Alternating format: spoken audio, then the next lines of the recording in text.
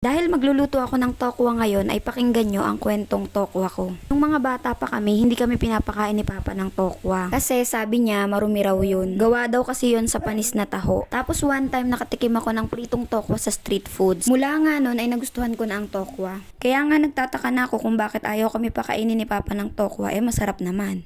Tapos isang beses nga ay nasaksihan ko kung paano nasasabi ni Papa na marumi ang tokwa. Nag-a-apply kasi ako noon at nasa second floor ako ng isang building. Yung building na yun ay nakaharap sa kalsada kaya kitang-kita namin yung mga dumadaan na sasakyan. Tapos dumaan nga itong truck na nagdi-deliver ng tokwa. Open lang yung likod ng truck kaya alam namin na tokwa yung idini-deliver nila. Yung mga tokwa ay nakalagay sa mga timba-timba. Tapos yung mga timba nga wala silang takip. Tapos ang malupit doon, yung paa ng dalawang pahinante ay nakasawsaw dun sa timba ng tokwa.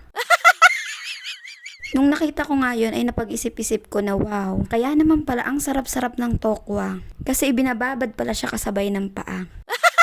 Hindi ko naman sinasabi na lahat ng nagdi-deliver ay ganun. Isa lang naman kasi ang nakita ko. Pero after nga nun ay naging mapili na ako sa pagbili ng tokwa. Minsan nga ay umu-order na lang ako sa mga mismong nagagawa ng taho. Kasi bukod sa sure ako na bago at malinis ang tokwa, ay makakasigurado rin ako na hindi siya dumaan sa kung kani-kaninong paa. Ay kamay pala.